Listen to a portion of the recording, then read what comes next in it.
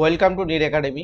তো আজকে ডাব্লিউবিএসআই যে প্রিভিয়াস ইয়ার কোশ্চেন এর আগে ক্লাস হয়েছে, তো 2018 সালের এটা ডাব্লিউবিএসআই এর প্রিলিমসের যে কোশ্চেন পত্র জিকে জিকে প্রশ্নপত্র কিন্তু আলোচনা হচ্ছে। তার মধ্যে 30টি কিন্তু আলোচনা হয়েছে, 30টি জিকে কমপ্লিট। তো তোমরা যদি ক্লাসটি না দেখে থাকো এর আগের ক্লাসটি, তাহলে তোমরা অবশ্যই দেখে নেবে এবং ভিডিওর যে ডিসক্রিপশন আছে সেখানে কিন্তু লিঙ্কটা দেওয়া হয়েছে।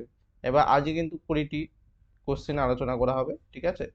তো 20টি কোশ্চেন খুব তাড়াতাড়ি হয়ে যাবে ভালোভাবে। তো তোমরা ক্লাসটি ধৈর্য সহকারে লাস্ট অবধি দেখো এবং ভালোভাবে দেখো, ঠিক আছে? কারণ এইগুলোই কোশ্চেন কিন্তু কমন পাবে, ঠিক আছে?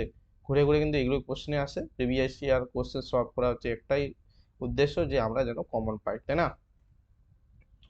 তো 20টি কোশ্চেন আলোচনা আজকে হবে। তো তোমরা যদি না দেখে থাকো, প্লে লিস্ট কিন্তু করা আছে। এটা হচ্ছে ডাব্লিউবিএসআই প্রিলি বলে একটা প্লে লিস্ট করা আছে, সেখানে তোমরা দেখে নাও। তো এটা অ্যাকচুয়ালি পার্ট 2, ঠিক আছে? 2018 সালের ডাব্লিউবিপিএসসি প্রশ্নপত্র, এটা পার্ট 2, ঠিক আছে? যদি তোমরা চ্যানেলে প্রথমে থাকো তো অবশ্যই চ্যানেলটিকে সাবস্ক্রাইব করবে এবং ভিডিওটাকে মাস্ট অবশ্যই তোমরা লাইক করবে, ঠিক আছে? এবং শেয়ার করবে। তোমরা কিন্তু লাইক শেয়ার খুব কম পরিমাণে করছো, তো এটা তোমরা একটু করবে, ঠিক আছে? নেক্সট চলে যাই আমরা ক্লাসে, মানে ক্লাসের প্রথম প্রশ্ন যেটা আছে সেটা 31, ঠিক আছে? দেখো, সমুদ্রের যে গভীরতা মাপার জন্য কোন যন্ত্র ব্যবহার করা হয়? সমুদ্রের গভীরতা, ঠিক আছে? সমুদ্রের এই গভীরতা মাপার জন্য কোন যন্ত্র ব্যবহার করা হয়? ক্রোনোমিটার, ওডোমিটার, গ্যালভ্যানোমিটার না ফেদোমিটার? তো এটা রাইট অ্যান্সার কি হবে? দেখো, সমুদ্রের গভীরতা মাপার জন্য আমাদের ফেদোমিটার যন্ত্রটা আমরা ব্যবহার করি, ঠিক আছে? কি যন্ত্র ব্যবহার করি? ফেদোমিটার। এখানে আছে ক্রোনোমিটার। এই ক্রোনোমিটারটা কি জন্য ব্যবহার করা হয়? ক্রোনোমিটারটা কিন্তু জাহাজে ব্যবহার করা হয়, ঠিক আছে? এটা হচ্ছে নির্ভুল সময়ের জন্য, ঠিক আছে?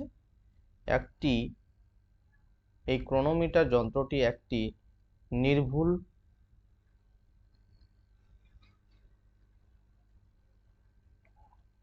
সময় একটা পরিমাপক যন্ত্র, ঠিক আছে? প্রত্যেকটা অপশন ইম্পর্ট্যান্ট, তো সেই জন্য আমি এগুলো করে দিচ্ছি।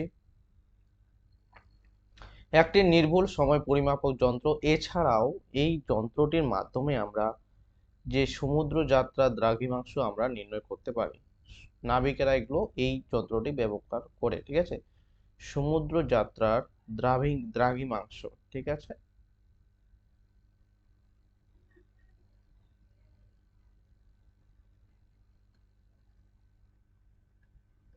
নির্ণয়ে ব্যবহৃত হয়। এই যে অডোমিটার, এই অডোমিটার যন্ত্রটি কি কাজে লাগে? অডোমিটার হলো, আমরা যে বাইক চালাই, কার চালাই, একটা মিটার থাকে না গোল, আমরা কত 40, 50, 60, হ্যাঁ, এই যে স্পিডে যাই, ওখানে এই যন্ত্রটার নাম কি? ওই যন্ত্রটার নামই হলো ওডোমিটার। তাহলে ওডোমিটার যন্ত্রের সাহায্যে আমরা কি মাপি? অতিক্রান্ত দূরত্ব মাপি, ঠিক আছে? অতিক্রান্ত দূরত্ব।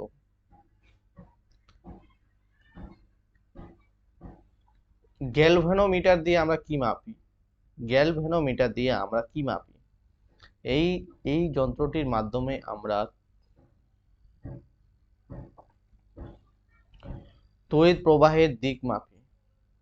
তড়িৎ প্রবাহের দিক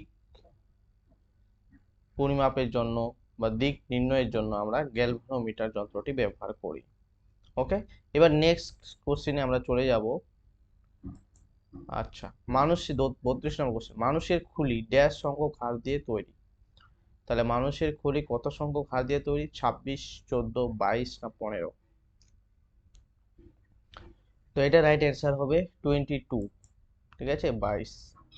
তো আমাদের যে খুলি আছে, মাথার খুলি, সেটা আমাদের 22টি সংখ্যক হাড় দিয়ে গঠিত। এছাড়া যদি আমরা জানি যে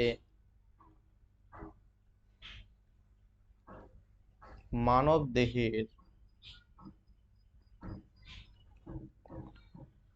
হাড়ের সংখ্যা কয়টি?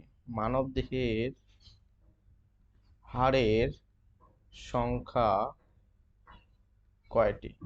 তাহলে কি হবে রাইট অ্যান্সার? এটা হবে 206টি, ঠিক আছে? মানব দেহের হাড়ের সংখ্যা কয়টি? 206টি। এটা কিন্তু ইম্পর্টেন্ট, এটা কিন্তু পরীক্ষায় দিয়ে দিয়ে দেয় আর কি, ঠিক আছে। ভারতের সর্ববৃহৎ বাঁধ, ভারতের সর্ববৃহৎ সর্দার সরোবর বাঁধ যে নদীর উপর গঠিত তা হলো কোন নদীর উপর গঠিত হচ্ছে সর্দার সরোবর বাঁধ? শতদ্রু, মহানন্দা, নর্মদা না কংসাবতী? তো এটা রাইট অ্যান্সার কি হবে?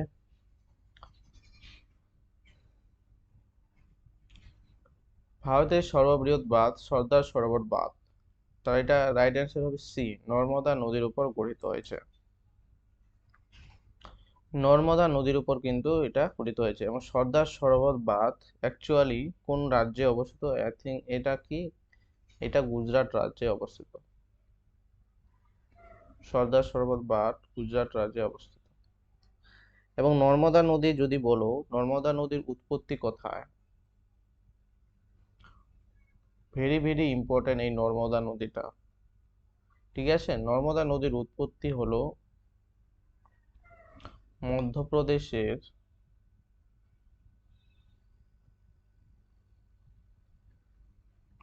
অমরকন্টক। মধ্যপ্রদেশে কোথায়? অমরকন্টক মালভূমি থেকে কিন্তু নর্মদা নদীর উৎপত্তি। এটা কিন্তু ইম্পর্টেন্ট, ওকে। যেগুলো লিখে দিচ্ছি পরীক্ষায় আসার মতো, এগুলো পরীক্ষায় আসবে, এগুলো ছাড়া আর মানে আসবেই না। যতগুলো প্রিভিয়াস ইয়ার কোশ্চেন দেখছি তোমাদের, যে কনস্টেবল, যতগুলো এক্সাম হয়েছে 2018 সালের পর থেকে, লেডি কনস্টেবল বা কেপি কনস্টেবল, এগুলো কিন্তু কোশ্চেন আলোচনা করা হয়ে গেছে। তোমরা যদি না দেখে থাকো অবশ্যই চ্যানেলে প্লে লিস্ট করা আছে, WB/কেপি কনস্টেবল প্রিলি প্লাস মেন, প্রিলি প্লাস মেনই কিন্তু আছে, হ্যাঁ। তো ওটা তোমরা পারলে প্লে লিস্টটা দেখে নিতে পারো, প্রত্যেকটাই করা হয়ে গেছে, কমপ্লিট হয়ে গেছে। এবার এসআই চলছে। দেখো, এই নর্মদা নদীর উপর কোন একটা হচ্ছে এই যে ধুয়াধা জলপ্রপাত, ধুয়াধার জলপ্রপাত কোন নদীর উপর গড়ে উঠেছে? ধুয়াধার জলপ্রপাত কিন্তু এই নর্মদা নদীর উপরেই গড়ে উঠেছে, ওকে। এগুলো কিন্তু ভেরি ভেরি ইম্পর্ট্যান্ট। কংসাবতী ও, এই যে এখানে কংসাবতী আছে, ও কেলাইঘাই নদীর মিলিত প্রবাহ কি? ভেরি ভেরি ইম্পর্ট্যান্ট, পরীক্ষায় চলে এসেছে, পরীক্ষায় এসেছে এটা, পিআইকিউ, ঠিক আছে। এটা কংসাবতী ও কেলাইঘাই নদীর মিলিত যে স্থল, এটা হচ্ছে হলদি নদী প্রবাহিত হয়েছে, ঠিক আছে, হলদি নদী প্রবাহিত হয়েছে। নেক্সট চলে যাব। 65তম জাতীয় চলচ্চিত্র পুরস্কার 2018-তে সেরা অভিনেতা কে নির্বাচিত হয়েছে? তো তখনকার একটা কারেন্ট অ্যাফেয়ার্স এটা বলা চলে। তো কারেন্ট অ্যাফেয়ার্স সেরকম আমি সেরকম ডিসকাস করি না, তো অ্যান্সারটা করে চলে যায়, ঠিক আছে। কারণ কারেন্ট অ্যাফেয়ার্স আমাদের সম্প্রতি যেসব কারেন্ট অ্যাফেয়ার্স সেগুলো পড়তে হবে, তোমরা অবশ্যই ভালো করে পড়বে। এবং প্রত্যেকটা তোমাদের মানে প্রত্যেক প্রিভিয়াস ইয়ার কোশ্চেন বা প্রত্যেক যে ডাব্লিউবিতে কারেন্ট অ্যাফেয়ার্স কিন্তু দুটো, একটা বা তিনটে থাকছে, হ্যাঁ। তো এটা রাইট অ্যান্সার রিদ্ধি সেন। 35 নম্বর কোশ্চেন, ভারতের কোন রাজ্যকে চিনির বাটি বলা হয়? তামিলনাড়ু, উত্তরপ্রদেশ, মহারাষ্ট্র না অন্ধ্রপ্রদেশ? কি বলা হয়েছে? চিনির বাটি। তো এটা হবে, তো তোমরা জানো যে যে আগে তোমরা কোশ্চেনটার এইটার উত্তর দিলেই কিন্তু তোমরা পেয়ে যাবে। ভারতের কোন রাজ্যে, ঠিক আছে, আখ উৎপাদন বিষয়, আখ উৎপাদনে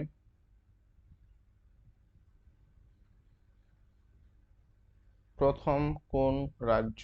আখ উৎপাদনে প্রথম মানে ভারতের প্রথম কোন রাজ্য? তাহলে কি হবে? উত্তরপ্রদেশ। এই উত্তরপ্রদেশেই, উত্তরপ্রদেশ, ঠিক আছে, এই উত্তরপ্রদেশকেই চিনির বাটি বলা হয়। কারণ এই আখ থেকে কি হয়? চিনি তৈরি হয়, তাই না? এই এই জন্য উত্তরপ্রদেশ রাজ্যকে হবে চিনির বাটি। এছাড়া তোমরা মনে রাখবে যে তুলা উৎপাদন, এখানে একটু আখ উৎপাদন বললাম, যদি বলে তুলা উৎপাদনে প্রথম কোন রাজ্য? নিজেরা অ্যান্সার দেওয়ার চেষ্টা করবে তোমরা প্রথমে, তারপর অ্যান্সারটা মিলিয়ে নেবে, ওকে। তুলা উৎপাদনে প্রথম কোন রাজ্য? তো তুলা উৎপাদনে প্রথম হলো কোন রাজ্য বলো? গুজরাট। গুজরাট রাজ্য হলো প্রথম, ঠিক আছে, তুলা উৎপাদন। যদি বলে কফি, কফি উৎপাদনে প্রথম, তাহলে কি হবে? কফি উৎপাদনে প্রথম কোন রাজ্য? এটা হবে কর্ণাটক রাজ্য।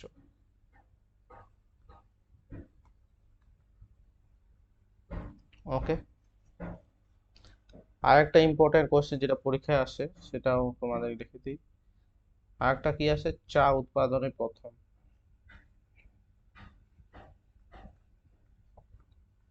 চা উৎপাদনে প্রথম হচ্ছে কোন রাজ্য? এটা হবে আসাম রাজ্য। চা উৎপাদনে কিন্তু প্রথম। নেক্সট চলে যাব পরের কোশ্চেনে। মধ্যপ্রদেশের অমরকন্টক থেকে কোন নদীর উৎপত্তি হয়েছে? তাহলে মধ্যপ্রদেশে, ওই দেখো এর আগে কোশ্চেনটা আমরা সলভ করেছিলাম তাই না, মধ্যপ্রদেশের যে নর্মদা নদী, তাই না, নর্মদা নদীর উৎপত্তি হয়েছে। অমরকন্টক মালভূমিতে নর্মদা নদীর উৎপত্তি হয়েছে।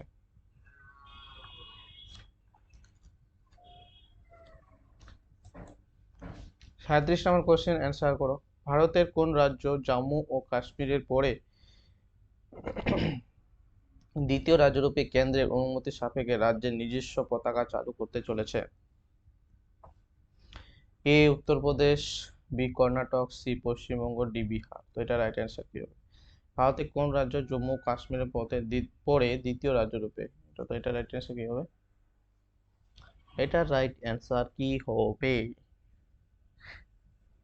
এটা রাইট, কর্ণাটক হবে, ইজ দ্য রাইট অ্যান্সার।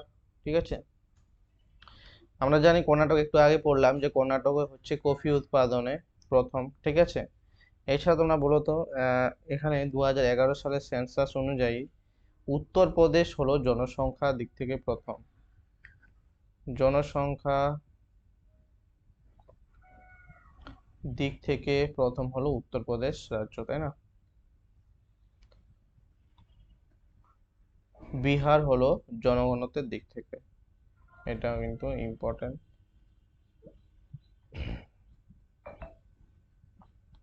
আর পশ্চিমবঙ্গটা একটু মনে রাখো যে ধান উৎপাদনে প্রথম, এটা মনে রাখবে।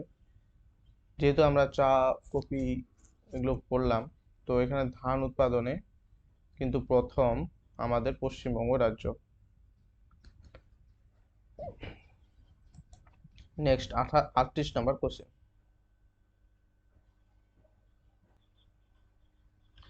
নিম্নের কোনটির জন্য জালিয়ানওয়ালাবাগ হত্যাকাণ্ড হয়েছিল?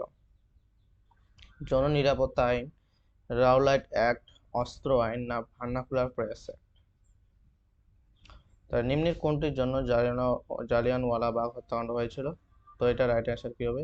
রাইট অ্যান্সার হবে বি, রাওলাট অ্যাক্ট। ঠিক আছে, রাওলাট অ্যাক্টের মাধ্যমে। তো রাওলাট অ্যাক্ট কত সালে হয়েছিল? রাওলাট অ্যাক্ট কত সালে? তো সালটা মুখস্থ রাখতে হবে। এটা হবে 1919 সালে। 1919 সালে রাওলাট অ্যাক্ট, এবং মনে রাখবে তারিখটা হচ্ছে 13ই এপ্রিল। ঠিক আছে, আর ভার্নাকুলার প্রেস অ্যাক্টটা মনে রাখবে যে ভার্নাকুলার প্রেস অ্যাক্ট কি বা কত সালে ভার্নাকুলার প্রেস অ্যাক্ট চালু হয়েছিল। তো এটাও মনে রাখবে যে 1878 সালে। কত সালে? 1878 সালে। এবং এটা হচ্ছে অ্যাকচুয়ালি দেশীয় ভাষায়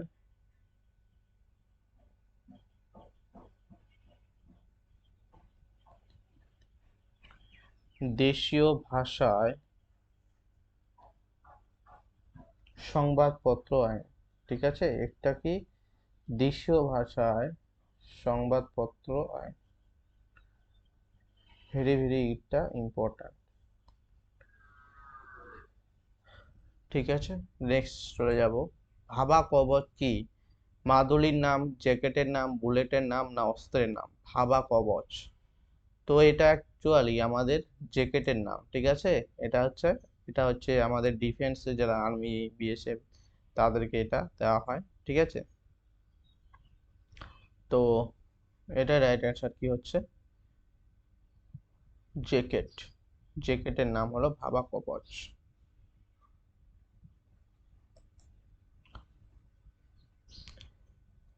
কান ফিল্ম ফেস্টিভ্যাল অনুষ্ঠিত হয় কোথায়? ইতালি, জার্মানি, ফ্রান্স, না ইংল্যান্ডে?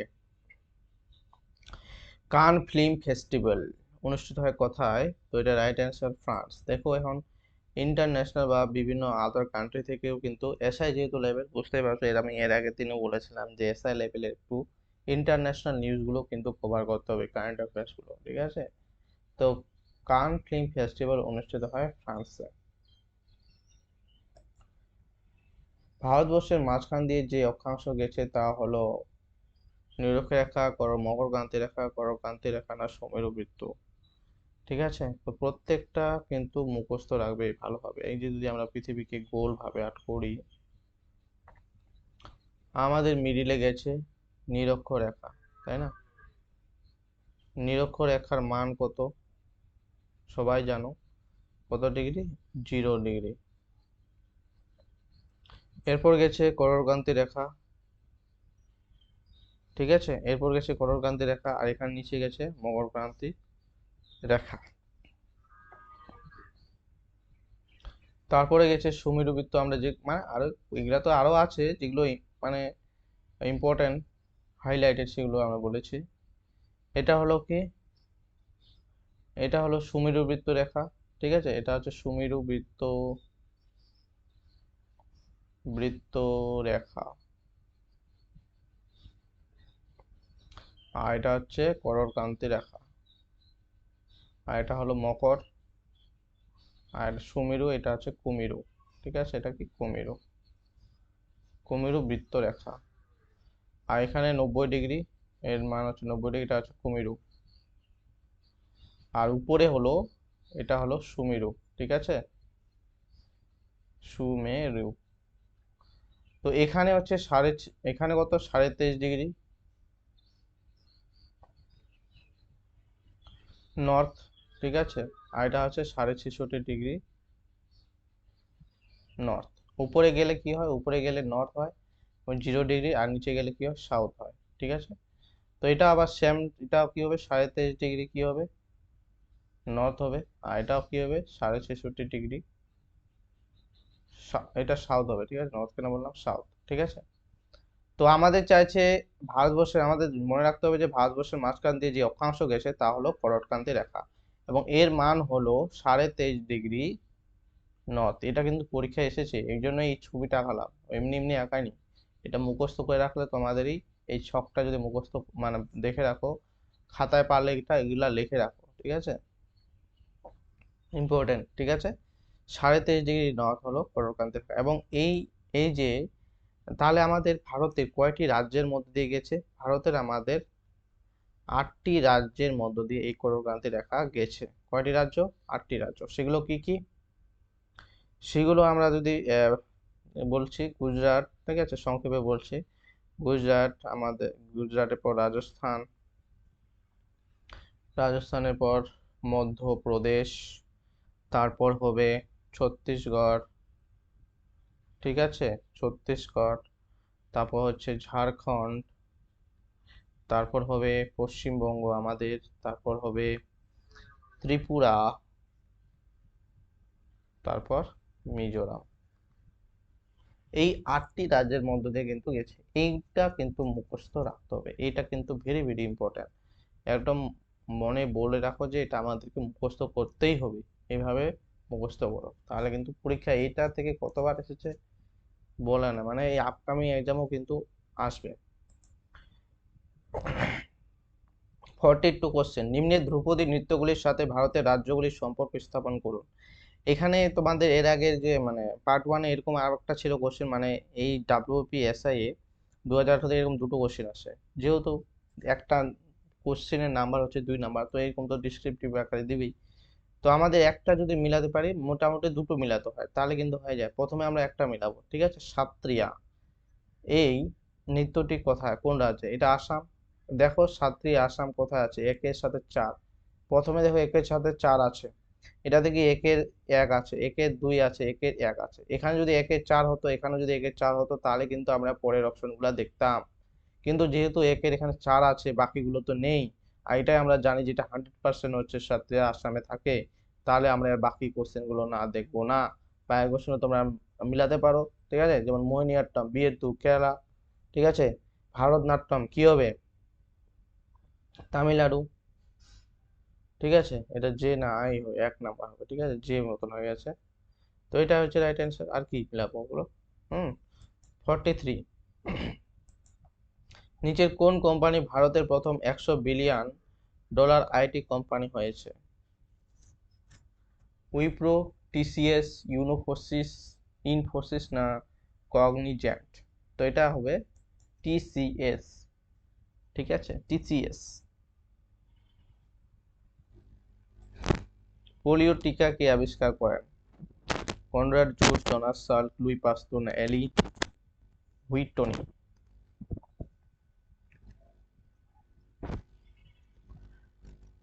তো এটা রাইট অ্যান্সার হবে জোনাস সল্ক। ঠিক আছে, জোনাস সল্ক কিন্তু প্রথম পোলিও টিকা আবিষ্কার করেছেন।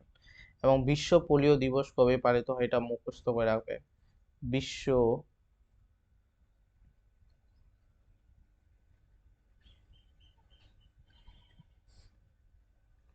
পোলিও দিবস কবে পালিত হয়? এটা হবে 24 অক্টোবর। ওকে, নেক্সট, দামোদর নদের উৎপত্তি কোথায়? দামোদর নদকে কি বলা হয়? নিকনেম কি? নিকনেম তো না, মানে এটা কি বলা হয়? দামোদর নদকে বাংলার দুঃখ বলা হয়, তাই না? বাংলার দুঃখ বলা হয় দামোদর নদকে।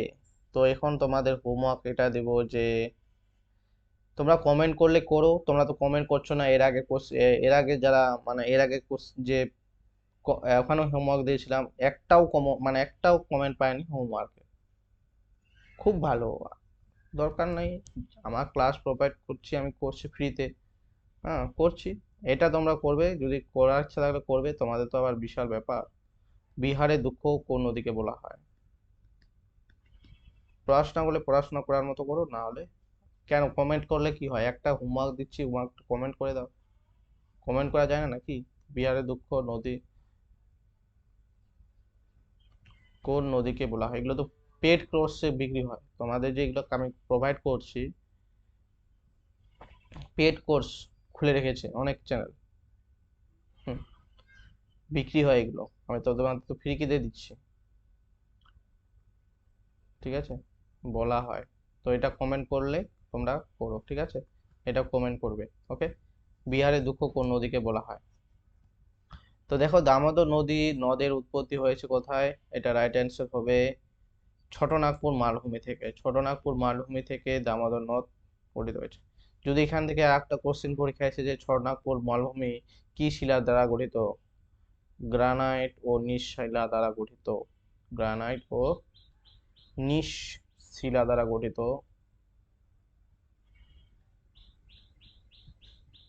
ছোটনাগপুর মালভূমি। পরীক্ষা এসেছে এটা। এখানে অনেক কিছু বলা যায়, তোমাদের তো ধৈর্য ধরবে না প্রত্যেকটা কোশ্চেনের অপশন মানে অ্যানালাইসিস করা, সেরকম পড়লে কিন্তু এইভাবেই পড়তে হয়। জাল্লিকাট্টু খেলাটি জনপ্রিয় কর্ণাটকে, তামিলনাড়ুতে, অন্ধ্রপ্রদেশে না কেরালাতে? 46 নম্বর কোশ্চেনের রাইট অ্যান্সার কি? জাল্লিকাট্টু খেলাটি পরিচিত হয় তামিলনাড়ুতে। ঠিক আছে, অ্যানালাইসিস আর বেশি করবো না আমি। The argumentative Indian the argumentative Indian কার লেখা? অমর্ত্য সেন, চেতন ভগত, অরুন্ধতী রায় না এন.সি. চৌধুরী? তো 47 নম্বর রাইট অ্যান্সার কি হবে? এটা হবে অমর্ত্য সেন। ঠিক আছে, তো অমর্ত্য সেন কত সালে নোবেল পুরস্কার পেয়েছিল? 1800 হবে না 1998 হবে? 1998 সালে কি পেয়েছিলেন? নোবেল পুরস্কার পেয়েছিলেন। ভারতের প্রথম অর্থনীতিবিদ হিসেবে কিন্তু 1998 সালে অমর্ত্য সেন নোবেল পুরস্কার পেয়েছেন। এবং এরপরে 2019 সালে কে নোবেল পুরস্কার পেয়েছিলেন এটা তোমরা নিজেরাই নেট থেকে সার্চ করবে। এত কিছু বলা যাবে না, তোমরা তো কমেন্ট করো না হোমওয়ার্কে। ঠিক আছে, 2019 সালে রিসেন্ট কিন্তু ভারতে নোবেল পুরস্কার পেয়েছেন, এবং এটা হচ্ছে ভেরি ভেরি ইম্পর্টেন্ট, এটা মুখস্থ রাখবে, নাহলে 1 নাম্বার চলে যাবে। না, যদি পরীক্ষা যদি চলে আসে, এটাই আসলে এখন এটাই আসবে। নেক্সট, বন্ধন এক্সপ্রেস একটি যাত্রীবাহী ট্রেন চলাচল করে। তো এই বন্ধন এক্সপ্রেসটা কোন কোন জায়গার মধ্যে? ঠিক আছে, শিয়ালদহ থেকে নিউ জলপাইগুড়ি, কলকাতা থেকে রায়গঞ্জ, কলকাতা থেকে খুলনা, হাওড়া থেকে নিউ দিল্লি। যাক, রায়গঞ্জ নামটা আছে, এই রায়গঞ্জের আশেপাশে আমার বাড়ি। ঠিক আছে, এবং কলকাতা থেকে রায়গঞ্জে আমাদের কি চলে? রাধিকাপুর এক্সপ্রেস এবং কুলিক এক্সপ্রেস। বন্ধন এক্সপ্রেস একটি যাত্রীবাহী ট্রেন চলাচল করে, তো এটা কি হবে? কলকাতা থেকে খুলনা, ঠিক আছে, খুলনাটা হচ্ছে বাংলাদেশ। খুলনা কোথাকার? আমাদের ভারতের কি? বাংলাদেশের। বাংলাদেশ, ঠিক আছে। তো বাংলাদেশে রিসেন্ট দেখতেই পেয়েছিলে যে একটা খুবই দুঃখজনক ঘটনা ঘটেছে, হ্যাঁ, যে একটা স্কুলের ওপর একটা বিমান, মানে এয়ারক্রাফট আর কি ভেঙে পড়ে গেছিল। খুবই দুঃখজনক একটা ঘটনা। ওকে, 49 নম্বর question, a century is not enough বইটির রচয়িতাকে? দেখো এটা মানে বিভিন্ন প্লেয়ারদের একটা হচ্ছে বই তারা রচনা করেছেন, যেমন এ সেঞ্চুরি ইজ নট এনাফ, ঠিক আছে, তারপর আনব্রেকেবল কে লিখেছেন, তারপর মাই টেস্ট অফ মাই লাইফ। হুম এগুলো কিন্তু মুখস্থ রাখবে। তো এটা রাইট অ্যান্সার কি হবে, নিজেরা চেষ্টা করো।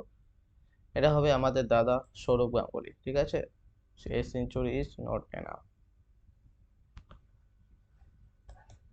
ইউআইডিএআই, ইউআইডিএআই এ এর সম্পূর্ণ নাম, বা এখানে দেখো পূর্ণরূপ আছে, হ্যাঁ, যে এটার পূর্ণরূপ কি? Universal identification authority of India, unique identification authority of India, urban industries development authority of India, D number আছে unique individual descriptive authority of India.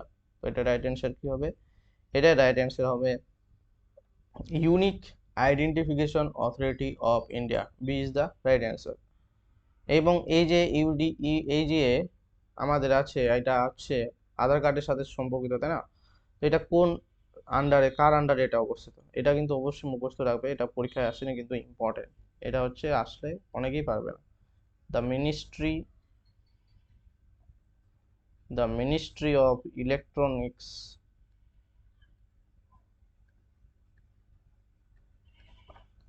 And, অনেক বড়, ইনফরমেশন টেকনোলজি এর আন্ডারে, ঠিক আছে, ইনফরমেশন টেকনোলজি,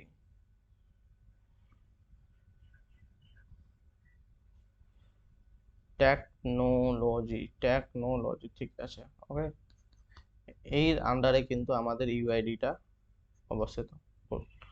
তো এই ছিল 50টি কোশ্চেন। তো তোমাদের কোশ্চেনগুলো কেমন লাগলো অবশ্যই তোমরা কমেন্ট করে জানাবে, এবং অবশ্যই তোমাদেরকে বলবো যে তোমরা অবশ্যই কিন্তু কমেন্ট করবে, ঠিক আছে।